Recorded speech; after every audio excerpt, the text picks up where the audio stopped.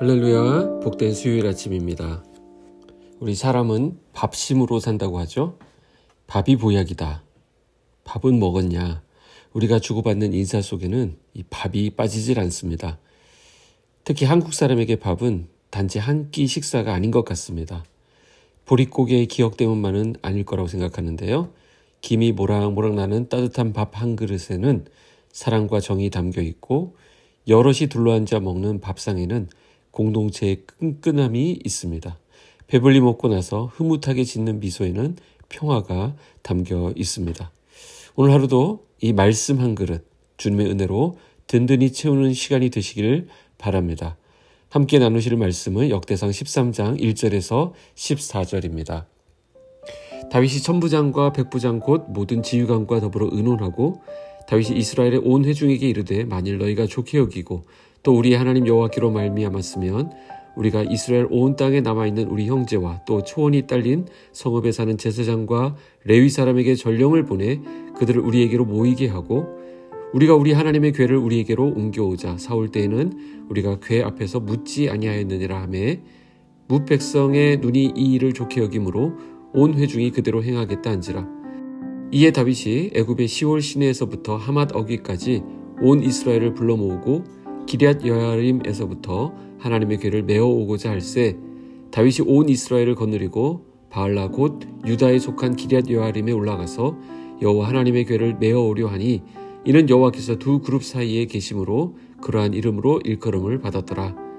하나님의 궤를 새 수레에 싣고 아비나답의 집에서 나오는데 우사와 아이오는 수레를 몰며 다윗과 이스라엘 온 무리는 하나님 앞에서 힘을 다하여 뛰놀며 노래하며 수금과 비파와 소고와 재금과 나팔로 연주하니라.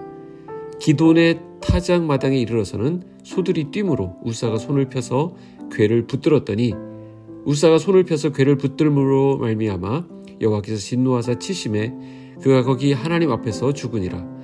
여호와께서 우사의 몸을 찢으셨으므로 다윗이 노하여 그곳을 베레스 우사라 부르니 그 이름이 오늘까지 이르니라.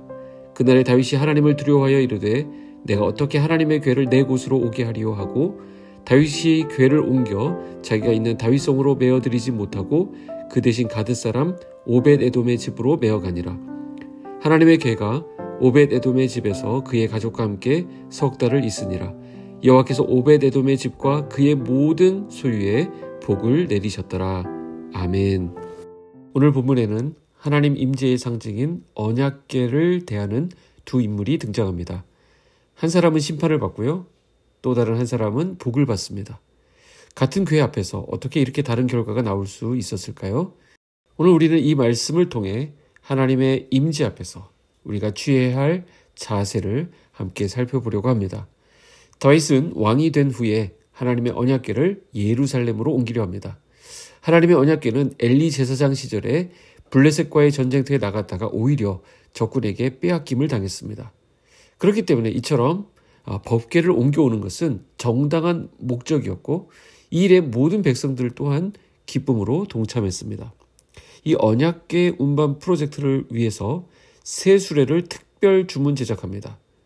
또한 그 수레 앞에는 특별 오케스트라가 앞장서서 연주를 했고 그 뒤를 다윗왕과 수많은 백성들이 찬송하고 춤을 추고 기뻐하면서 행렬을 지어 따라갔습니다. 그러니 사람들의 눈에 이 언약궤를 운반하는 일은 정말 최고의 정성을 들인 그리고 감격이 어우러진 나무랄 데 없는 완벽한 행사로 보였을 것입니다.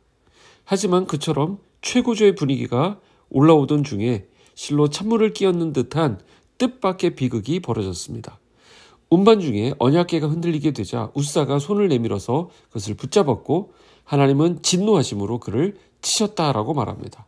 그 결과 우사는 바로 그 자리에서 즉사하고 말았습니다. 두말할 것도 없이 이것은 그 자리에 있던 모든 사람에게 너무나도 어이가 없고 충격적인 일이었습니다. 우사가 언약궤를 붙잡는 것은 그것을 보호하려고 하는 선한 의도에서 나온 것이 아니겠습니까? 누가 봐도 분명한 사실 같은데 하나님께서는 오히려 그 우사를 즉결 처단해 버리신 것입니다. 이것을 지켜보고 있던 다윗 역시 기분이 좋을 리가 없었겠죠. 그래서 그는 그 장소를 베레스 우사라고 부릅니다. 즉 하나님이 우사를 치셨다라고 이름을 지었던 것입니다. 얼마나 황당하고 또 얼마나 당황스러웠겠습니까? 도대체 왜 하나님께서는 다윗과 온 이스라엘 백성이 이처럼 최고의 정성을 들여서 더할 나위 없이 기쁜 마음으로 언약궤를 옮기고 있던 그 와중에 웃사를 치셔서 이런 하나님의 마음을 진노로 드러내신 것일까? 자, 그 이유는 우선 이 언약궤 운반이 하나님께서 명하신 대로 이루어지지 않았다는 데 있습니다. 언약궤를 운반할 때는 하나님께서 말씀하신 규정이 있었습니다. 그것을 막대기에 꿰어서 레위 지파, 그것도 고앗 사람들이 어깨에 메어서 운반하도록 정해져 있었습니다. 그럼에도 불구하고 다윗은 그것을 수레에 실어서 운반하고 있었던 것이죠. 애초부터 하나님 눈에 벗어나 있었던 것입니다. 특별히 웃사는 레위인 아버지인 아비나답의 아들로서 이것에 대한 규정을 잘 알고 있어야만 했습니다. 사무엘상 7장에 의하면 이 언약궤는 웃사의 아버지인 아비나답의 집에 20년 동안이나 보관되어 있었습니다. 그러니 웃사는 언약궤를 어떻게 다루는지에 대한 규정을 잘 알고 있었던 사람이라고 볼 수 있습니다. 언약궤를 손으로 만지는 것은 치명적인 불경이었고 하나님은 그 죄를 결코 가볍게 보시지 않으셨던 것입니다. 그런데 이 사건 이후에 이 궤는 오벳 에돔이라고 하는 사람의 집에 옮겨지게 됩니다. 그 이후 아주 의외의 일이 벌어지게 됩니다. 오벳 에돔은 가드 사람이거든요. 근데 그 궤가 오벳 에돔의 집에 석 달을 있었는데 그동안 여호와께서 그의 집과 그의 모든 소유에 복을 내려주셨던 것입니다. 얼마 전까지만 해도 그 언약궤는 무슨 하나님의 저주나 재앙을 불러올 것 같은 그런 무서운 존재였는데 오벳 에돔의 집에 있으면서 오히려 그 언약궤가 있을 동안 그 온 집안이 형통하게 되고 또 물질의 축복까지 넘치게 받게 되는 등 완전 정반대의 현상이 나타나게 되었던 것입니다. 어떻게 이런 극과 극의 결과가 나타나게 되었을까요? 비록 본문에서 세세하게 밝히고 있지는 않지만 우리는 이 사건의 전후를 비교함으로써 그 이유를 충분히 짐작해 볼 수 있습니다. 앞에서 웃사는 언약궤를 운반하면서 자기 딴에는 그것을 보호하려고 하다가 오히려 하나님의 진노를 입어서 죽게 되었다고 했죠. 자, 그렇다고 한다면 만약 오벳에돔이 그런 사실을 전해들었을 때 처음에는 흔쾌히 이 언약궤를 자기 집안에 받아들이기가 어려웠을 것입니다. 하지만 그는 앞에서 일어난 그 사건의 원인이 바로 웃사가 레위인으로서의 책임을 다하지 못한 것 때문임을 알게 되었고 그래서 그는 그 언약궤가 자기 집에 들어오게 되었을 때 더욱 조심하는 자세로 자기 집에 모시게 되었을 것입니다. 한마디로 그는 하나님의 임재를 의식하며 살았던 것입니다. 그 앞에서는 당연히 말 한마디라도 조심하게 되었을 것입니다. 행동 하나하나도 더욱 정숙하게 했을 것입니다. 부부싸움이나 자식들을 야단치는 것도 적어도 그 언약궤 앞에서는 굉장히 정제된 모습으로 이렇게 조심했을 것임에 틀림이 없습니다. 평소에는 잘 드리지 않던 가정 예배도 그 언약궤가 들어온 이후로부터는 매일 빠짐없이 드리게 되었을지도 모르겠습니다. 이유는 단 한 가지죠. 그 언약궤를 보고 있노라면 하나님께서 바로 우리 집안에 우리 가족 사이에 항상 임재하고 계신다는 사실을 단 1분 1초도 잊을 수가 없었기 때문입니다. 우리에게 교훈하시는 부분이 있죠. 우리의 사적인 처소, 우리 사적인 공간은 어떻습니까? 아무도 보는 사람이 없습니다. 거기에는 담임 목사의 눈도 없고요. 다른 교인의 눈들도 닿지 않습니다. 체면 때문에 신경 쓸 필요도 없고요. 다른 사람의 눈치 때문에 억지로 무엇을 할 필요도 없는 아주 자유롭고 편안한 그런 공간이 있을 것입니다. 하지만 바로 그런 곳에서, 그 골방에서, 그 부부의 침실에서, 우리 가족만의 식탁에서 하나님께서는 바로 여기에도 계신다라는 사실을 우리가 항상 의식하고 살아야 한다는 것입니다. 만약 우리가 그렇게 산다고 한다면 그 모든 것을 보고 계신 하나님 눈에는 얼마나 아름답고 사랑스럽게 보이겠습니까? 복을 안 주실 수가 없는 것이죠. 물론 우리에게는 언약궤가 없습니다. 오늘날에도 그런 언약궤가 있다고 한다면 교인들 집에 이게 돌려가면서 좀 일주일씩 보관하면 좀 효과가 있을 것 같다는 생각을 하는데요.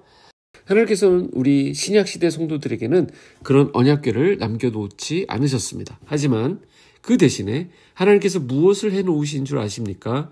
바로 우리 한 사람 한 사람의 심령을 성령의 전으로 만들어 놓으셨습니다. 언약궤 위에 속죄소가 아니라 바로 우리 속에 있는 인격의 지성소에다가 하나님께서는 성령께서 거하시는 성전을 지어 놓으셨습니다. 우리의 심령이 바로 성령께서 거주하시는, 그것도 일시적인 임재가 아니라 잠깐 몇 달 있다가 빠지는 것이 아니라 날마다 상주하시는 성전이 되어 있음을 우리가 자각한다면 우리 역시 그 오벳에돔처럼 살아갈 수 있을 것입니다. 우사는 20년간 언약궤 곁에 있었지만 거룩함을 망각했습니다. 반면 오벳에돔은 석 달 만에 하나님의 임재를 그의 삶의 중심으로 삼았습니다. 하나님의 임재를 망각한 사람에게는 평범한 순간이 재앙의 순간이 되고요. 하나님의 임재를 인식하는 사람에게는 일상이 축복의 통로가 되는 것입니다. 오늘도 하나님은 우리 곁에 계십니다.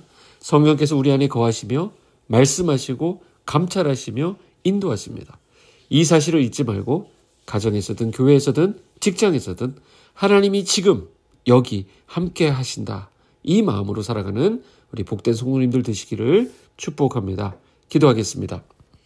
하나님 아버지 감사합니다. 오늘도 살아있는 이 말씀으로 우리를 깨우쳐 주시니 감사합니다. 하나님의 언약궤 앞에서 우사는 순종 없이 손을 대다 심판을 받았고 오벳에돔은 경외함으로 모셔 복을 받았음을 오늘 말씀을 통해 배우게 됩니다. 우리도 하나님 앞에 서 있는 자로서 거룩하신 주님의 임재를 잊지 않게 하시고 말씀에 순종하며 늘 경외함으로 살아가게 하여 주시옵소서. 귀하신 주님, 우리의 가정과 교회와 일상 속에 우리의 일터 가운데 오벳에돔의 축복을 허락하시고 하나님이 함께 하신다는 의식 속에서 말과 행동과 삶의 모든 순간이 변화되게 하여 주시옵소서. 예수님의 이름으로 기도합나이다. 아멘.